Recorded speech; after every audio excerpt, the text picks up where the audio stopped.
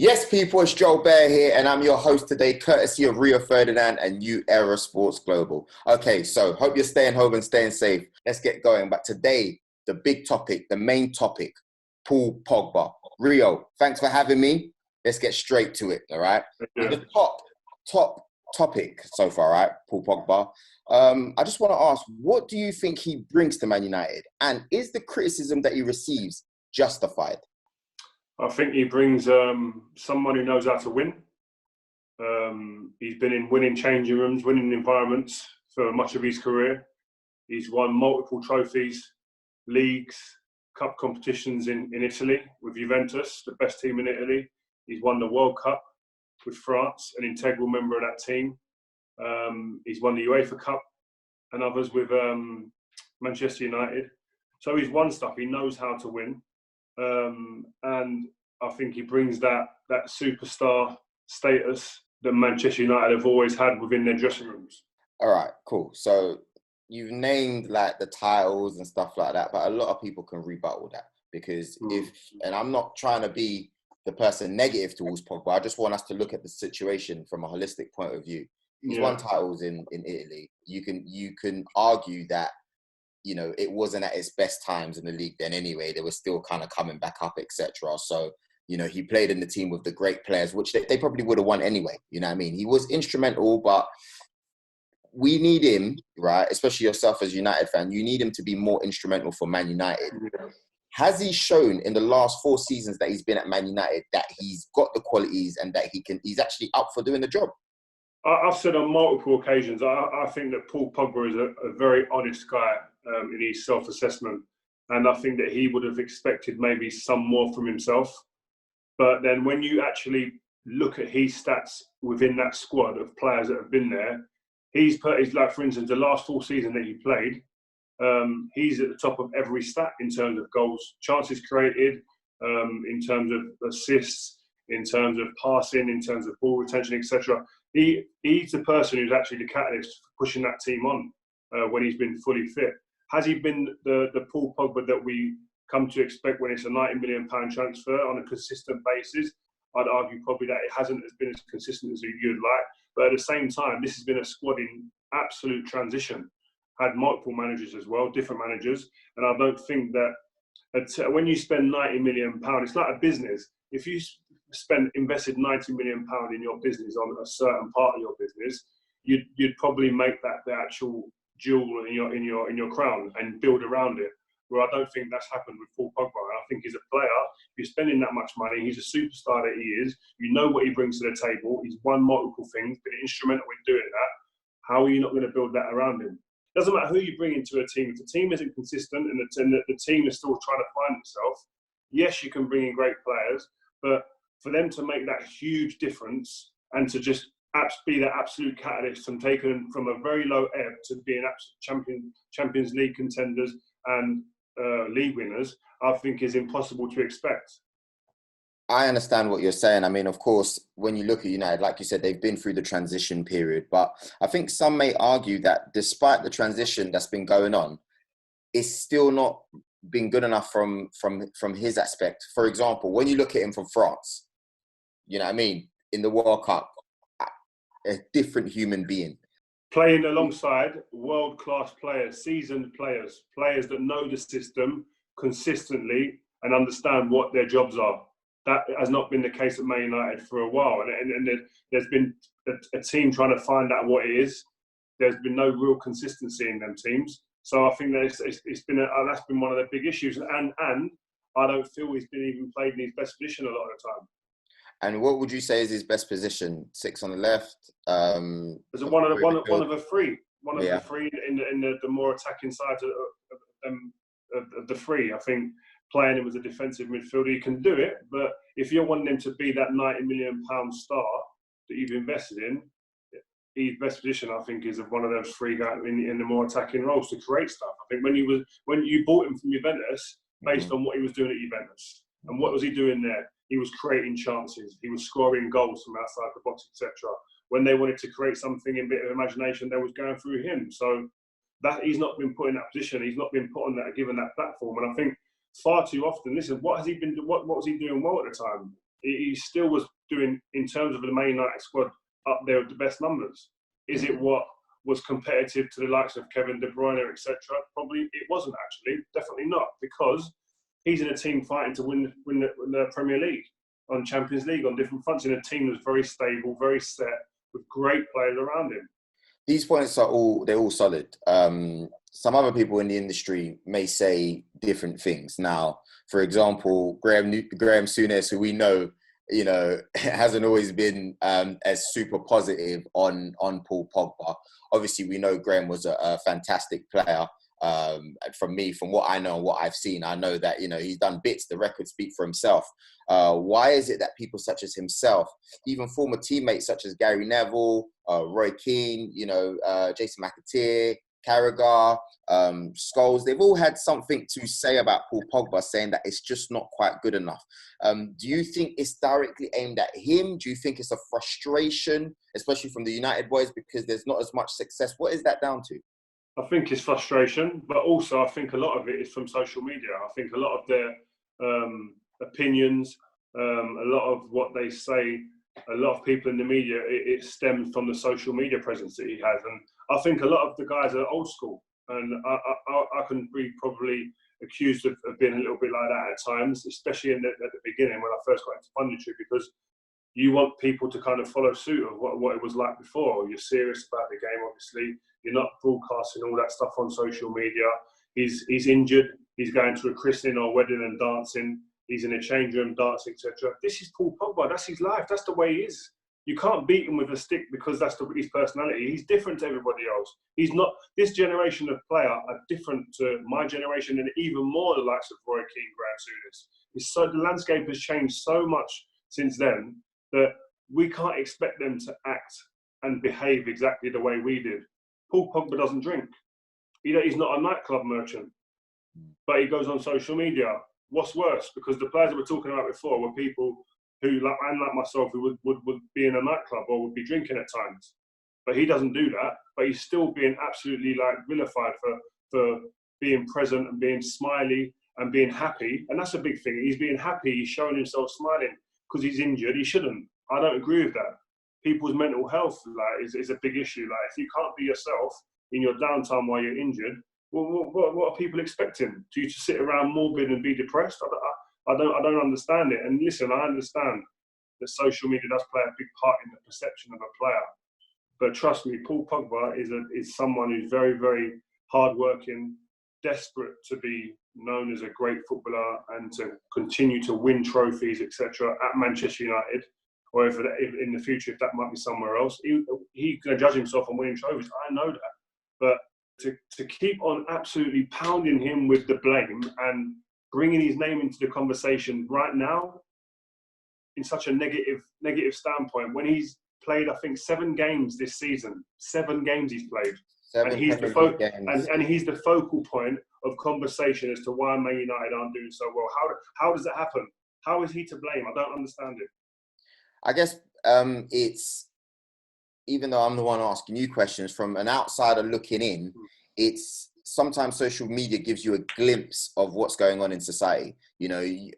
I could do something for 25 seconds and look as if I'm the hardest working person, as if I'm all about staying home and staying safe. But then there's people out there that they do the complete opposite when no one's looking, and people just take that snippet of things. And I think Paul Pogba has probably showed a snippet of things where most players feel that they would have felt under pressure doing those sort of things. But because he does it from a pure heart,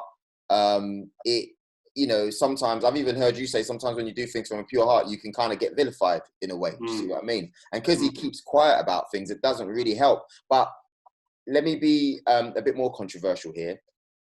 All right, he's a hard worker. You've known him since he was a little boy. You've seen him come up. You knew what he could do.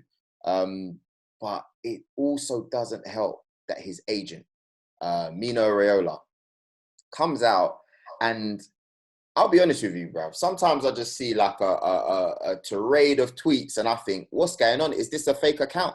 What's going on? What's your thoughts in regards to all of that? Well, I've spoken to Paul about this type of stuff, and listen, I've always said, listen, from my experience, if I had my time again in the game, I would come out and speak. I'm not letting no one speak for me. I would come out and I would say what I need to say, whether I want to stay, whether I want to leave, whether I'm happy or whether I'm not. I'm not allowing anybody to paint the picture of what's going on in my career. And so that's my only advice for anyone, Paul or anybody in this situation, is speak for yourself. I went through multiple situations in my career, whether it was my contract renegotiations, whether it was the stuff with my brother, the racial stuff that went on in the game, the drugs element. If I had spoken at the time, like I really wanted to, but I was told by the powers that be that I shouldn't, then I think that people would have seen each and every one of them situations in a far better light, because they'd have been well versed and they would have been understanding of the situation completely, because it's coming from the horse's mouth. Rio, this seems like it's more than just an agent talking. You know what I mean? When I see some of the stuff that's going on, you start to wonder if the player feels like it, or even if the information is coming from the player directed to the agent. Not all the stuff, because obviously there's a lot of stuff that's been like talking about the manager and this and that. Like, we all know that's not it. But you get the vibe. You get the vibe that, hold on a second, I'm not going to say anything because I don't want to ruin my brand, right? So we'll let the agent do it for me instead. That's what, that's what I mean. That's why I say that do it yourself, because now, even you asking me that question, there's grey areas. Is it him or is it his agent? Is it him or is his agent? You know what I mean? Is it from Paul? So that's why I say, to stop that grey area or them debates happening, is to actually go and say it and speak yourself. And the problem is, obviously, is that, say for instance, Paul Pogba wanted to leave and then he came out, but the club is saying, no, you're going to have to stay. It then becomes a big, hard situation for him to live and breathe in that environment. So it is a bit of a chicken and egg situation. But again, I'm sitting here from experience. My career's done, it's finished. But if it was me back, I'm going back in there and I'm Paul right now. I'm saying, listen, guys, hold up. I'm trying to get fit. This is the club I want to be at. I'm not going nowhere. This is me. Or I'm coming in and going, listen, I'm saying I don't want to be here. I've said it for I don't know how long that I don't want to be here behind closed doors. Now let me go. That's what I would be very honest like that, I think, because I've had I've walked this path, and I know that when you sit back in your chair like I can now, retired, there are certain things that I do regret like that I didn't speak. And I guess it's hard as well, because I've seen you on other shows talk about at the time people being in your ear and etc. So you sometimes don't even know who to listen to. You know, surely someone such as yourself, captain of England, captain of Man United during a successful period. You know, you've known him since you was little. What vibes do you get when you give him that kind of advice? You know, obviously we know he's his own person, but what do you feel? What do you think is going to happen? I don't know, man. Listen, all these players that we talk about and we debate and we love, yeah, they're humans. So they have got feelings. They haven't got big like shields that can just protect them all the time and they don't feel nothing. At some point, it can just last for a while, but these things that keep peppering them, keep chipping away, it is going to get to them. It's going to get them to their emotions and whatnot. So at the end of the day, I just want someone like Paul Pogba to be happy. Because when I know he's happy, this guy can play football. Do you know what I mean? I think I look at Yaya Toure. When we talk about the best midfielders in the history of the Premier League, yeah, Yaya Toure's name should be mentioned. 100%, right? But far too often, I saw so many people in the media talking about his weaknesses. Oh, he can't play in a 4-4-2. Well, why play him in a 4-4-2 if he can't play in one? Play him in his best position, either in a 3 or behind the front man. When he does that, he's unplayable. But everyone wants to talk about, oh, he can't defend. Well, he's not been booked to defend. He's been booked to create goals, because he's been known to bang 20 goals in a season. He's done that for Man City. So why are you talking about him playing defensive midfielder? But we're far too critical or quick to criticise people for what they can't do than what are their strengths? What are their best attributes? And let's admire that. I think you're right there. I mean, for example, you just saying that, I just wanted to pull up some of Paul's stats. I mean, you were going through it a little bit earlier. You got 1 World Cup, 4 Italian Serie A titles, 2 Coppa Italias, 2 Super Cup Italia titles, 1 Europa League, 1 League Cup. You know, even for Man United, he's had 102 Premier League appearances, 24 goals, 25 assists. So he's contributed. Do you know what I mean? It's not like he ain't been around. He's contributed, you know. Do you think it's also down to a jealousy? And I use that word lightly because I don't want it to come out as you saying everyone's jealous, but this era of when you started getting these big contracts and stuff, the players before you, the generation must have been thinking, what's going on here, bro? Do you know what I'm saying? Like, you come in the sweet period, do you know what I'm saying? Like, it was good, do you know what I'm saying? And not to take away from the serious stuff that happened, but even if you get hit with a fine, that's getting sorted. And in today's reality, you look at not just the pundits. Do you think that the emojis, the hairstyle, you know what I mean, the dancing, do you think that plays a part into, shall I say, wishing it was more them? Or I don't know. I think people begrudge a little bit. I don't know if jealousy is too strong a word, but I think if people begrudge that somebody can come in and kind of get the money that they're on and perform not to the level that is expected at times, but still be carefree on social media and look to be carefree.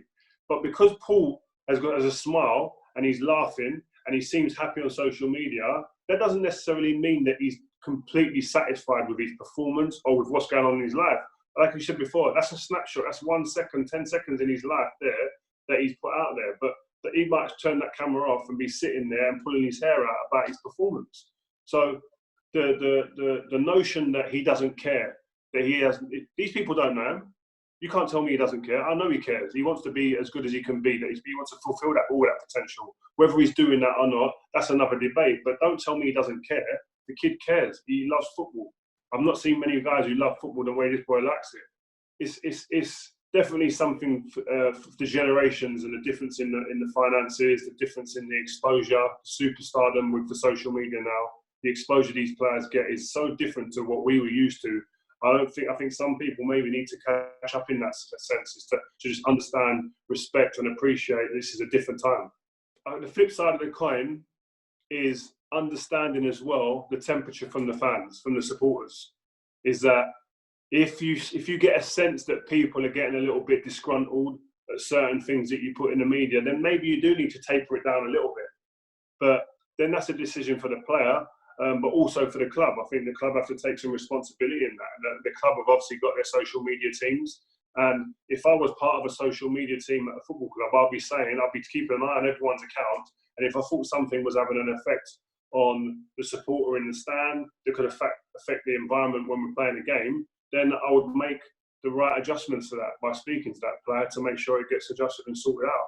I mean, we've spoken about all these different areas. We're looking at you've just spoken about the fans and obviously some sort of control of social media, but is that not going over the top? I mean, if you want to start looking at how people use social media in their spare time, well then what difference is that than telling them where to go, what to eat, how to, there should be a line, right?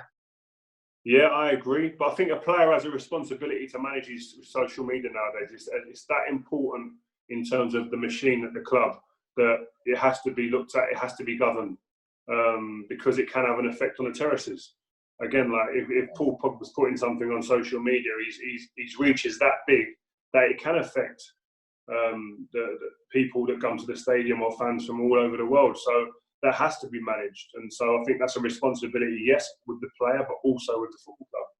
We've spoken about his football. We've spoken about what it looks like. Let's look at the reality of the situation as well. He's 27 years old. You've known Paul Pogba since he was probably, I'm guessing, 14, 15, right? 15, 16 years old. 15 years old, right? 27 at Man United. Looking back, yes, it's been a difficult time. Does he still have a lot to offer Man United when you're looking at where his stage is with his contract, where you're looking at the new players that are coming in, Bruno, for example, instant impact, fantastic. And then, of course, you got rumours of the likes of Sancho coming in, etc. Does Paul Pogba still fit into that plan for Man United? 100%, man, definitely. If I was looking at that team now, and you say, for instance, if you play like McTominay, Bruno Fernandes on one side of the three, Pogba on the other, Rashford up front, Martial on the left, James, or if they was to buy Sancho on the right, you can't tell me that other midfielders are going to think, oh, if these lot are on fire today and they get it going, we have to be on our game. It's going to be a hard day's work for us. Like, there's ability there, ridiculous. If they can find that cohesion, that consistency, the team set up with a structure for them all to be able to flourish, then it's mouthful what could happen. But these are all if, buts and maybes. We need Paul Pogba fit. We need him in that team, and we need to see what he's like and if the relationship can be built between the players that Ollie is acquiring now. At the end of the day, it's going to be down to Paul Pogba, Ollie, and probably the powers that be at the club into whether Paul Pogba stays at the football club. And then we'll see. If he listen, I want him to stay. I'm a Man United fan. I want him to be there, wear that red shirt, and start bringing us back to the days where we could actually compete for the league and other things. Joe, let me just ask you, what do you think? Let me be honest with you, yeah. From his perspective, from an individual perspective, he has to go. Do you know what I mean? Because let me be real here, no bias at all, yeah. Man United is the biggest club in it, like the biggest club in the UK. Do you know what I'm saying? Let's just be real. And how he's been treated over there, yeah, even when he doesn't play, bro, that's not on, man. That is not on. Don't get me wrong. I do look at certain matches. I'm a football fan. I went specifically to go watch his first game against Southampton when he came back. Smacked it. He was playing like how Bruno was playing, do you know what I mean? First couple of games. You could just see the quality is different. Even when he came back during the course of the season, my man's getting into DM positions, pinging balls across, over the top. Do you know what I mean? Sometimes I love some of the players that you got to look at the strikers though. Sometimes you got to look at the strikers and say, listen, his record will go up if he's given the opportunity. I think he has not played to the best of ability always, but at the same time, if he weren't playing some of those games that United are playing, those draws that you guys got, there'll be straight losses, you know. And United are lucky to have found a gem in Bruno. And if they could play together, great. But if I was Paul Pogba as an individual, can't treat me like that. And when you got Zidane with 3 Champions League trophies, who wants him, we all know who wants him, you got to go to Madrid. Yeah, like I agree. If I'm him and I've been treated the way I have with the media here, etc., I'd be saying, you know what? I don't need this in my life. Like, there's more to life than just coming in and getting criticised, even when I'm not even playing. Why be a part of that? That's what if I was honestly him. I mean, Man United fans wouldn't thank me for that, but I think that's what I would be saying that, because I think it's unfair some of the criticism he gets, and a lot of the criticism that he gets is based on social media presence, which I think is like ridiculous. Like, players in my era done far worse things that would have impact the changing room, etc. Like, but swept under the carpet, not a problem. So it's like, I don't get it. Like, he's a player who lives and breathes football. Social media goes before him a lot of the time, I believe.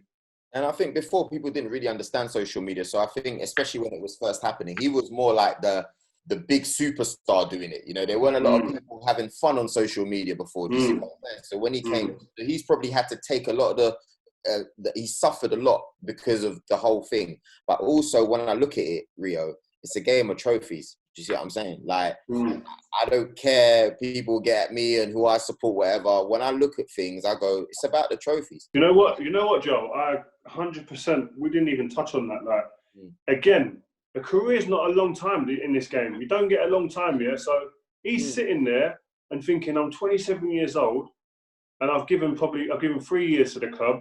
We're still no closer to winning the league. Like, as a player, and if you're selfish about it, you're thinking to yourself, I want to win stuff, so I might have to go now.